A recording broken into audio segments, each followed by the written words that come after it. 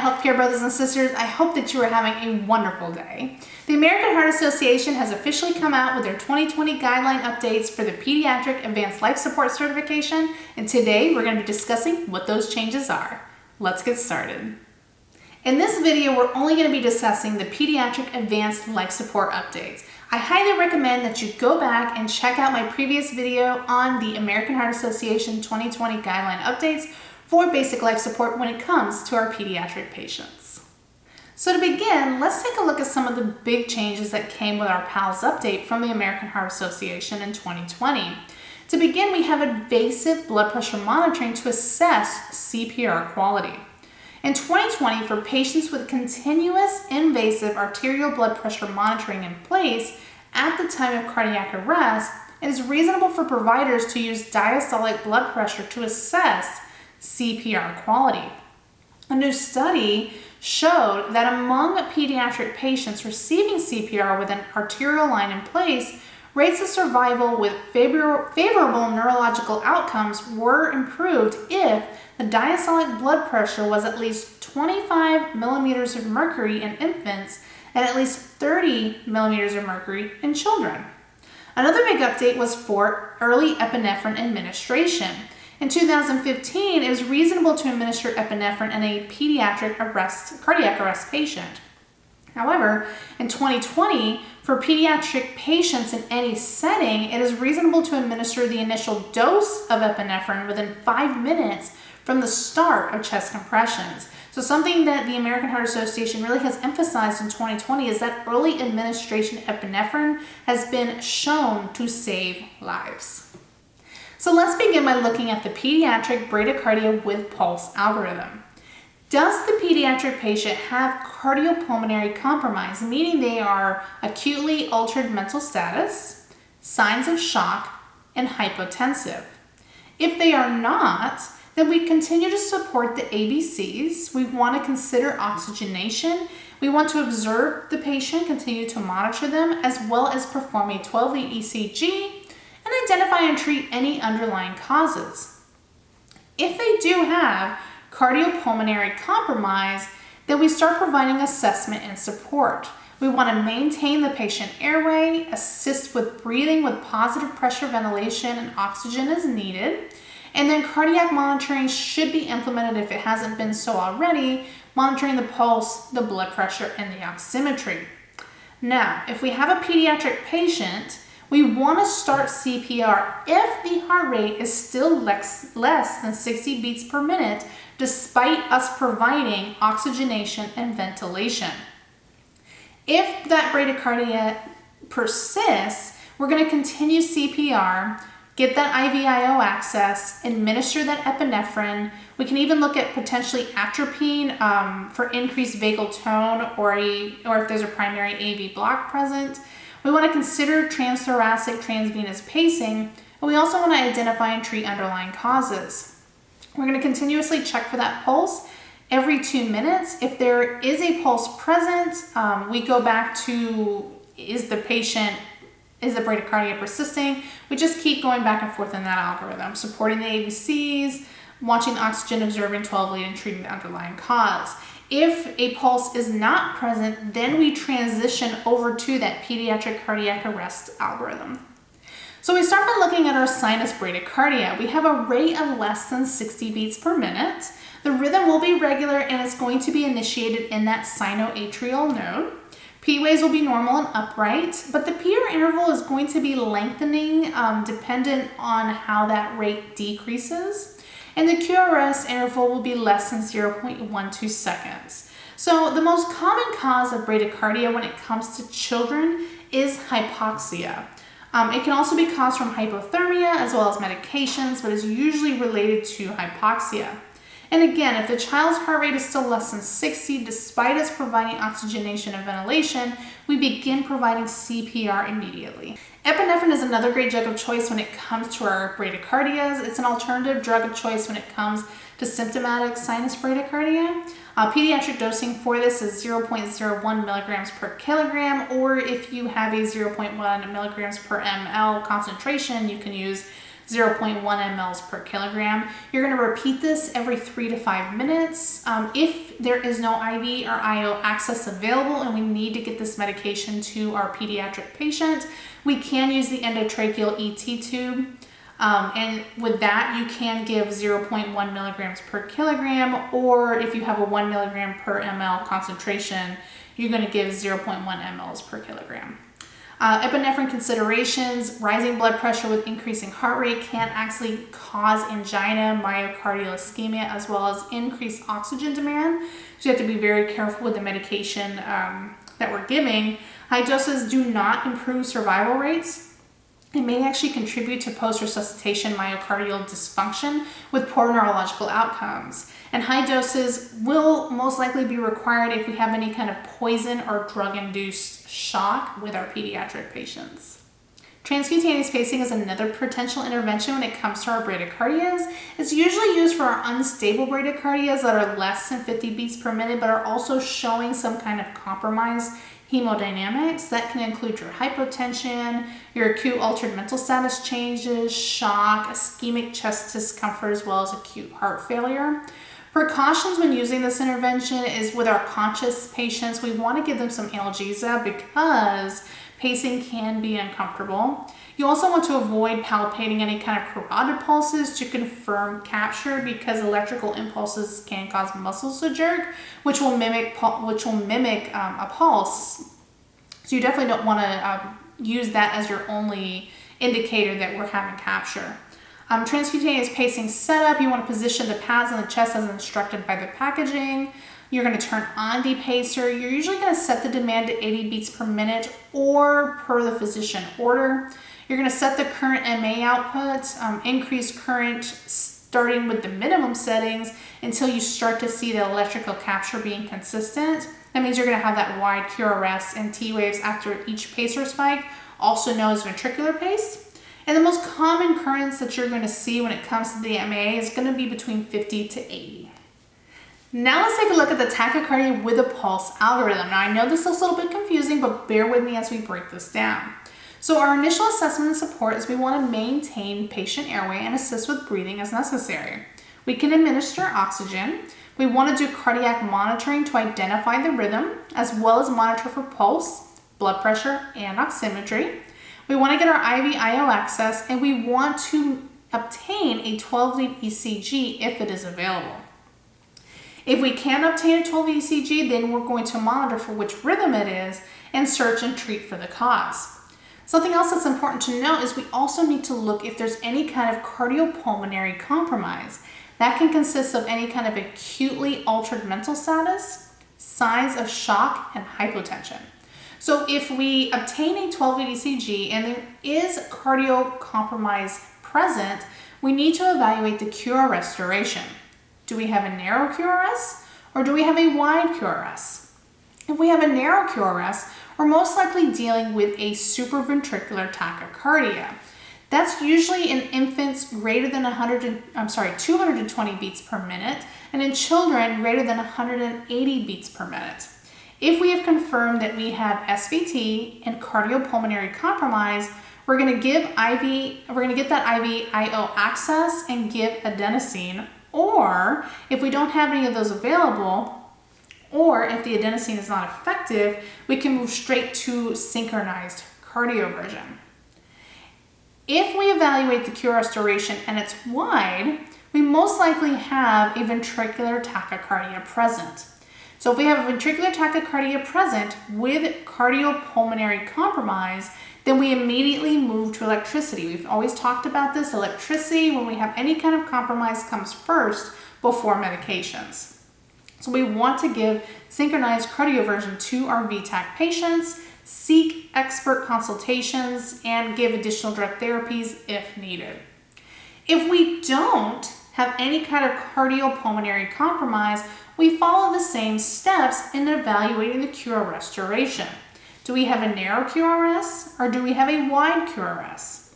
If we have a narrow QRS, again, we're most likely dealing with some kind of supraventricular tachycardia. If we have an SVT and no cardiopulmonary compromise present, then we want to consider vagal maneuvers. If IV or IO access is also present, we can even give adenosine. If we have a wide QRS, we're most likely looking at a ventricular tachycardia. If we have ventricular tachycardia and no cardiopulmonary compromise present, then if the rhythm is a regular monomorphic rhythm, we can consider giving adenosine, and we also want to seek expert consultation for any patient within these spectrums. So let's take a little bit of a closer look at these rhythms. So when it comes to supraventricular tachycardia, it's defined as the absence or abnormal presentation of P waves and the heart rate is not variable.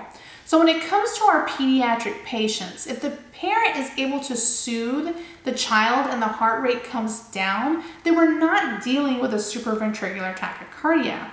However, if after limiting movement and providing comfort, the heart rate remains elevated and consistent, the rhythm is an SVT.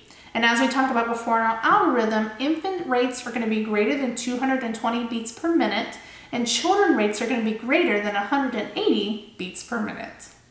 And our last shockable rhythm is this beautiful regular monomorphic ventricular tachycardia. Again, we talked about the rates before. The rhythm is going to be regular. The PR interval will be not present because we have this beautiful ventricular beats, and the QRS interval is going to be wide, greater than 0.12 seconds. So one of the options we can perform are vagal maneuvers. It's the first line management tool when it comes to tachycardias.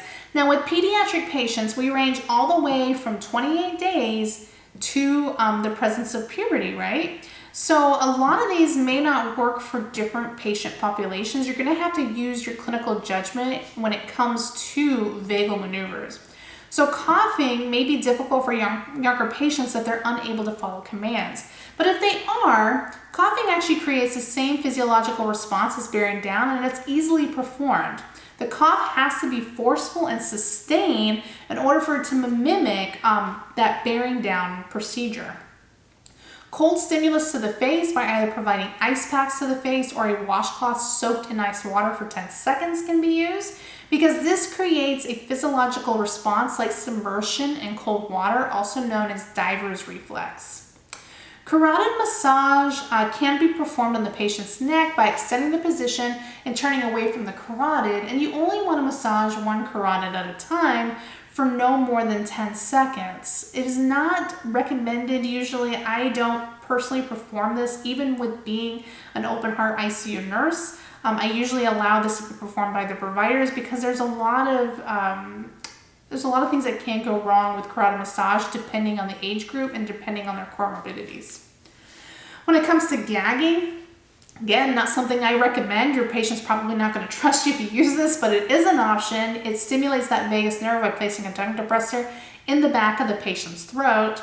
And then lastly, bearing down. You instruct the patient to bear down like they're having a bowel movement, or they can blow through an occluded 10 ml syringe for about 15 to 20 seconds.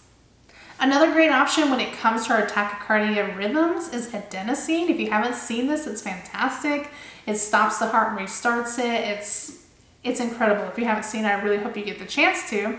But with adenosine, it's the first drug of choice for stable, narrow, complex supraventricular tachycardias, and it can be used with our unstable, narrow, complex tachycardias, usually in the preparation of cardioversion taking place if it's needed. We don't usually use this to convert atrial fibrillation, atrial flutter, or ventricular tachycardia. There's a different medication that they use for those specific rhythms. So when it comes to adenosine dosing, patients are placed in a mild reverse Trendelenburg position. And for our pediatric patients, that initial dose will be 0.1 milligrams per kilogram, given rapidly over 1 to 3 seconds with a maximum dose of 6 milligrams. You want to immediately elevate the extremity after you give the medication just to get to the heart a little quicker. If there is a second dose required, that would be 0.2 milligrams per kilogram, given rapidly again over 1 to 3 seconds with a maximum second dose of 12 milligrams. So let's talk about synchronized cardioversion. It involves the delivery of a low energy shot, which is timed or synchronized to be delivered at a specific point in the QRS complex to avoid causing ventricular fibrillation. So the procedure is you want to first obtain a 12-lead ECG if the patient is stable. You're going to prepare proper sedation since cardioversion is painful, and emergency equipment should always be ready just in case there's some kind of complications such as your code card. You're going to place the defibrillator pads on the patient and set the monitor to synchronized or sync mode. Sync mode will deliver concurrent energy with the QRS. So what you'll find is when you place it in sync mode and you're looking at the rhythm, there'll be these little ticks above each R wave, and it does this so that when it delivers the shock, it doesn't send the pediatric patient into ventricular fibrillation. So like I said, you want to engage the sync mode before each attempt. Look at the sync markers above each R wave to make sure that sync mode is on. So when it comes to the initial recommended voltage doses, you're going to get between 0.5 to 1 joule per kilogram. If that's not effective, then you can increase it to 2 joules per kilogram. And I highly recommend, if you are able to give sedation prior to delivering any kind of cardioversion shock, because it is very uncomfortable. If the patient is unstable, absolutely give the shock before sedation.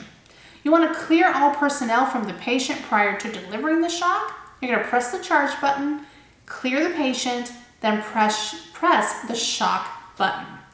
After the shock, you're going to reassess the patient's rhythm for potentially any additional shocks. Let's take a look at the pediatric cardiac arrest algorithm. We always want to start by providing cardiopulmonary resuscitation. We want to make sure that we have that bag mask ventilation as well as oxygenation present and attach the monitor and defibrillation. If we have a shockable rhythm, then we're most likely looking at a ventricular fibrillation and pulseless ventricular tachycardia. Those rhythms, we want to continue providing those shocks. After giving our shocks, we're going to immediately begin CPR for 2 minutes and keep reassessing the rhythm. We also want to make sure that we have our IV-IO access, our advanced airway, providing our epinephrine, amiodarone, or lidocaine if necessary, and treating any reversible causes. If we do not have a shockable rhythm, we're most likely dealing with either a asystole or pulseless electrical activity. Something new that came out with the 2020 American Heart Association guidelines for our non-shockable rhythms is we want to give that epinephrine as quickly as possible. Do not delay giving epinephrine. It can save lives. We're going to continuously give our 2 minutes of CPR, rechecking if the rhythm has become shockable, obtaining our IV-IO access, giving the epinephrine like we spoke about, obtaining our advanced airway as well as capnography. If no signs and symptoms of spontaneous circulation are present, then we're going to continuously give CPR until we make the determination of when to terminate pediatric advanced life support. If ROSC does return, then we're going to go to the post-cardiac arrest checklist and start those procedures from there. So taking a closer look at our cardiac arrest rhythms, we have pulseless electrical ventricular tachycardia. The rate's going to be between 100 to 220 beats per minute. The rhythm should be regular. P waves are not going to be apparent, so if they're not apparent, you're not going to have a PR interval. And the QRS is going to be wide. It's going to be greater than 0.12. The definition for this is 3 or more PVCs in a row is either non-sustained, meaning that it's less than 30 seconds, or sustained, being greater than 30 seconds. Adequate blood pressure is difficult to sustain due to that rapid rate, and it can ultimately lead to ventricular fibrillation if it's not treated appropriately. Ventricular fibrillation, again, nothing's going to be measurable. No rate, no rhythm, no P waves, no PR intervals. And when it comes to your QRS intervals, it's just going to be fibrillation waves. It's going to look like artifact, but it's not. The definition for this is multiple foci within the ventricle are rapidly firing repeatedly, causing this disorganized ventricular contraction. This is going to be one of 3 ECG patterns that you're going to see with your cardiac arrest. Asystole, pretty obvious, right? We've got no rate, no rhythm, no P waves, no PR interval, no QRS. This is really just a cease of all heart function and electricity. And lastly, we have our pulseless electrical activity, also known as PEA. You're going to look on the monitor and it's going to look like this beautiful sinus rhythm, but when you check your patient, they are not going to have a pulse. So ultimately, you're just going to have this organized cardiac electrical activity with no palpable pulse. So let's talk about defibrillation. It is the first intervention when it comes to ventricular fibrillation or pulseless ventricular tachycardia.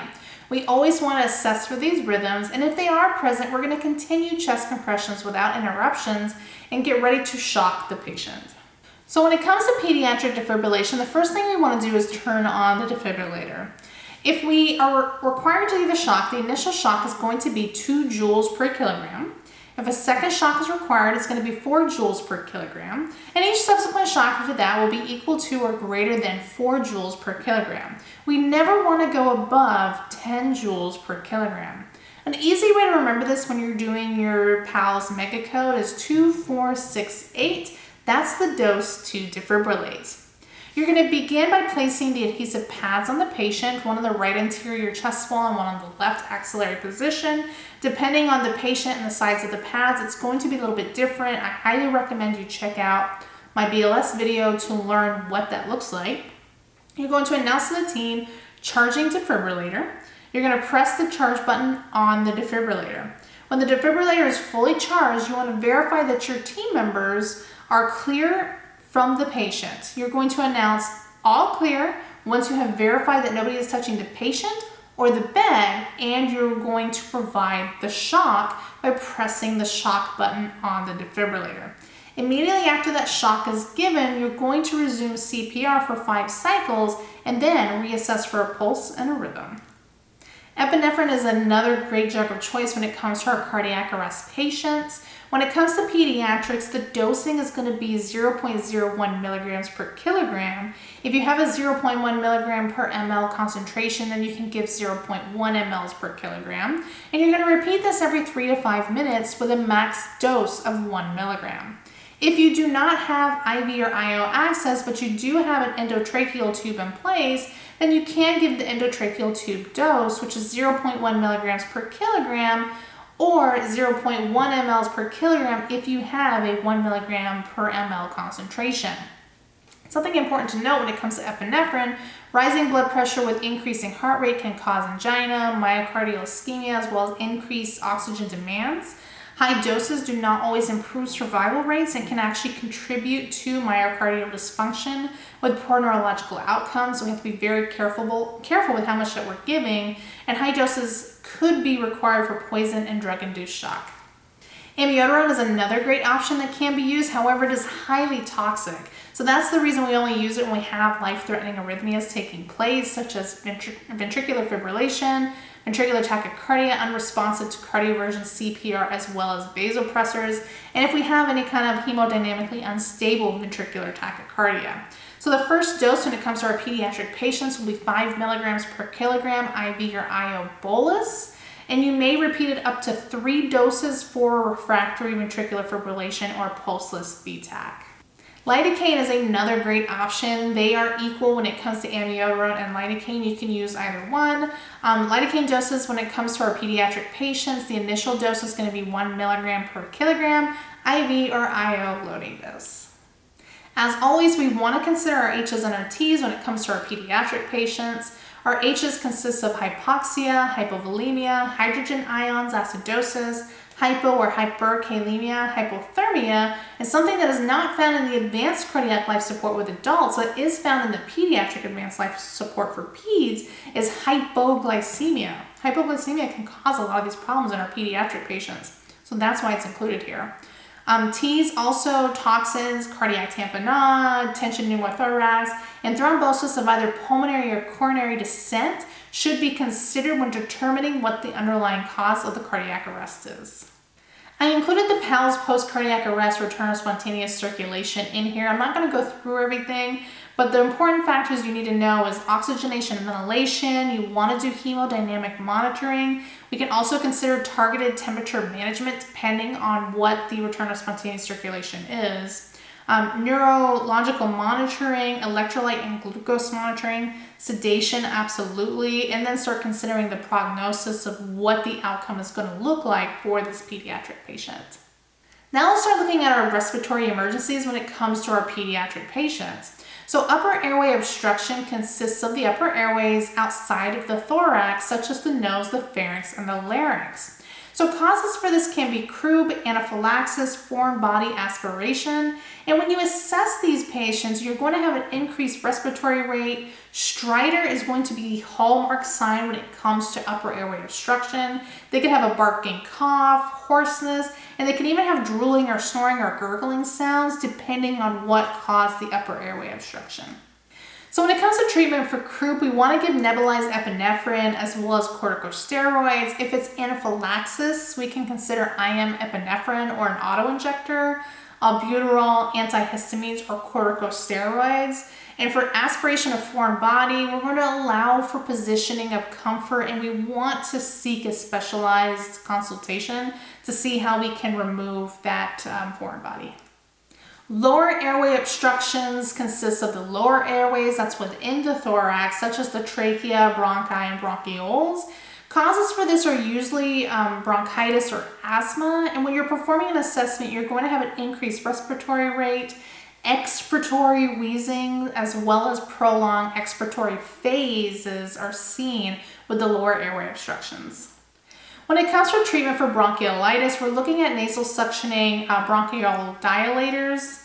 And for asthma, we're considering albuterol plus or minus additional medications, corticosteroids, subcutaneous epinephrine, magnesium sulfate, as well as terbutaline. Lung tissue disease is described as a disease involving a substance of the lung, such as the parenchyma or the tissue. The tissues become stiff due to fluid accumulation in the alveoli, the interstitium, or both. Usually this is caused by pneumonia, pneumonitis, pulmonary edema, or acute respiratory distress syndrome such as ours. And when you're assessing these patients, you're going to have an increased respiratory rate. You can hear grunting as well as crackles from all of that fluid buildup, and decreased breath sounds depending on how much fluid is in the lungs. So treatment for pneumonia, pneumonitis, and whether it's infectious, chemical, or aspiration, you're going to look at albuterol. Antibiotics may potentially be indicated depending on the infection, as well as considering maybe a CPAP machine. When it comes to pulmonary edema, cardiogenic or non-cardiogenic acute respiratory distress syndrome, you want to consider non-invasive or invasive ventilation support that has PEEP, which is your positive end expiratory pressure. You want to consider vasoactive support as well as consider diuretic use. And lastly, we have the disordered control of breathing. So with this, it results from a host of conditions, either including neurological disorders such as seizures, central nervous system infections, head injury, brain tumors, hydrocephalus, or neuromuscular disease. Increased intracranial pressure can also be another cause. Additional causes can include like metabolic abnormalities, drug overdoses, and poisoning. When it comes to your assessment, you're going to have a variable or decreased respiratory rate or effort. So that's the big thing that stands out here, is this decreased respiratory rate or effort. But breath sounds are going to be normal. So if we have an increased intracranial pressure pediatric patient, we want to avoid hypoxemia, hypercarbia, as well as hyperthermia. For poisoning and overdose, we want to give the antidote if there is anything available and contact poison control. And if it is a neuromuscular disease, we might have to consider non-invasive or invasive ventilatory support. So let's look at respiratory failure interventions. If we have respiratory failure, we want to provide one breath every 2 to 3 seconds. That's 20 to 30 breaths per minute with or without an airway. That's the big thing that came out in the 2020 guidelines, was it was a little bit different depending on if you had an airway or not. Now, it doesn't matter. It's one breath every 2 to 3 seconds, 20 to 30 per minute with or without that airway. You want to make sure that you see chest rise or fall to confirm appropriate rescue breaths, and patients should be placed in that sniffing position for optimization of rescue breaths. This requires the flexion and extension of the head and neck using that EC method with the bag valve mask. Intubation is covered in the PALS certification. However, this is not practiced unless that person is a respiratory therapist or has a respiratory role. They do cover it, however, to detect sudden deterioration in an intubated patient using that DOPE mnemonic. So the D stands for displacement of the tube. The tube may be displaced in the trachea or advanced into the right or left main bronchus. So we have to consider those if we're having any kind of intubation issues. Obstruction of the tube. Obstruction can be caused by secretions, blood, pus, foreign body, some kind of kinking of the tube. Pneumothorax. A simple pneumothorax results in a sudden deterioration in oxygenation and decreased chest expansion and loss of breath sounds on the involved side. Or you can have a tension pneumothorax, which results in a simple pneumothorax with signs of evidence of hypotension and a decrease in cardiac output. And lastly, the E stands for equipment failure. So you could have a disconnection of the oxygen supply from the ventilation system. There could be a leak in the ventilatory circuit, a failure of the power supply to the ventilator, or there could just be a malfunction of valves in the bag or the circuit. So let's take a look at shock emergencies. We have hypovolemic, cardiogenic, distributive, and obstructive shock. So the hypovolemic, it can be caused by gastroenteritis, burns, some kind of hemorrhage, inadequate fluid intake, increased body fluid losses, osmotic diaphoresis, vomiting, or diarrhea. So you're going to see a low blood pressure, often due to a hemorrhage or fluid shifting out of the vasculature space. With cardiogenic shock, causes for this are usually congenital heart failure, myocarditis, cardiomyopathy, or some kind of arrhythmia. The heart is not pumping adequately is the big thing with cardiogenic shock. Distributive shock can be caused from sepsis, is a huge one when it comes to our pediatric patients, anaphylaxis, and spinal cord injuries. Usually there's a blood vessel dilation, such as what we see with septic shock. And then lastly, obstructive shock causes can be tension pneumothorax, cardiac tamponade, pulmonary embolism, constriction of the ductus arteriosus, ductal dependent congenital heart lesions are also a potential cause. This really is just a physical block of blood flow. Something is obstructing blood flow from taking place. Signs that you may see in shock with our pediatric patients are going to be delayed capillary refill as well as weak pulses. Something that's important to note when it comes to our pediatric patients is when it comes to any kind of shock, they are only going to compensate for so long until they completely crash. A lot of times we see with our adult patients that they compensate really well and we can kind of start to see deterioration. But when it comes to our pediatric patient, it's like, we're good. Now we're no longer good. So that's something that's really important to note in the back of your head when you're caring for a pediatric patient.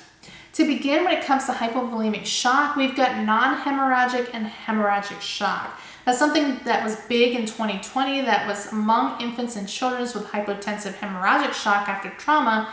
It's reasonable to note that we're going to be giving these patients blood products when available instead of crystalloids. So it wasn't really clearly defined in the initial guidelines, now it is. Early balanced resuscitation with packed red blood cells, fresh frozen plasma, and platelets are also encouraged depending on that hemorrhagic shock. If it is a non-hemorrhagic shock, then we are going to give those crystalloids, right? So 20 mLs per kilogram, normal saline lactated ringer bolus, repeat as needed. If the patient's blood pressure has not improved based on 3 boluses, we start to look at vasopressors, and we can even consider crystalloids depending on the problem. When it comes to our distributive shock, we have sepsis, we have anaphylaxis, and we have neurogenic shock.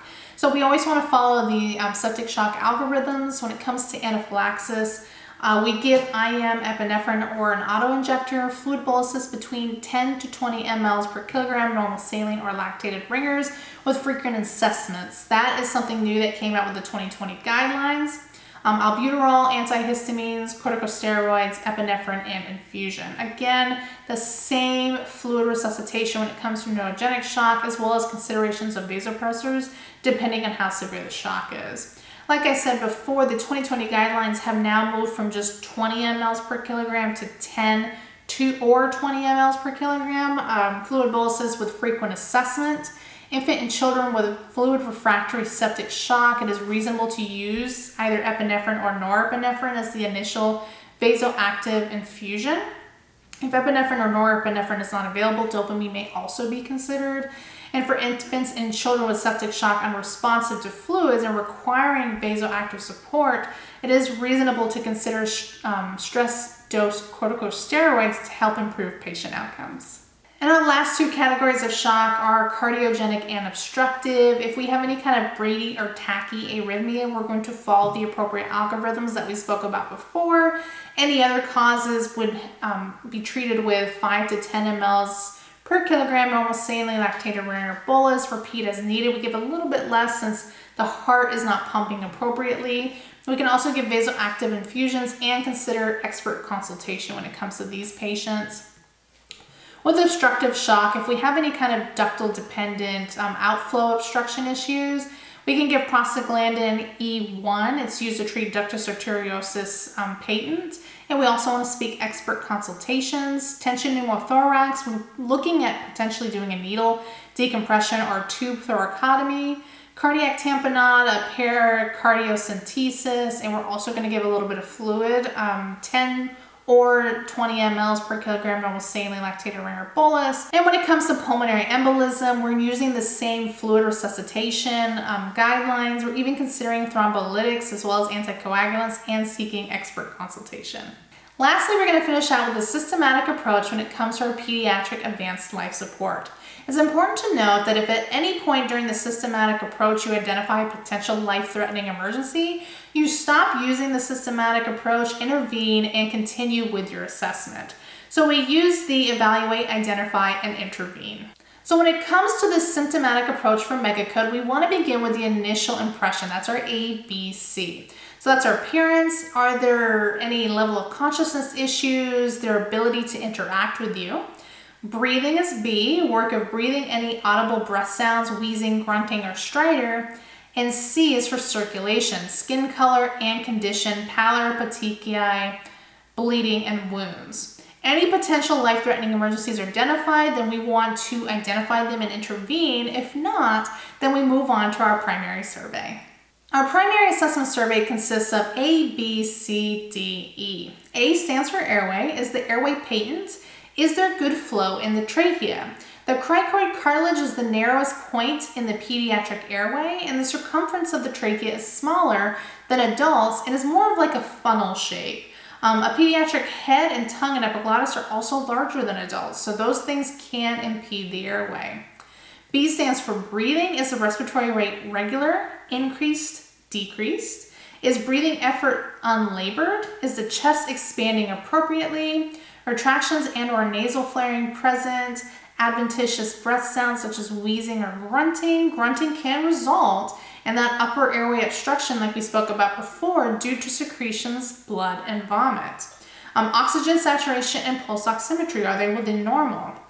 A consistent respiratory rate of less than 10 or more than 60 breaths per minute in a child of any age is considered abnormal and warrants assessment for the presence of a potentially serious condition.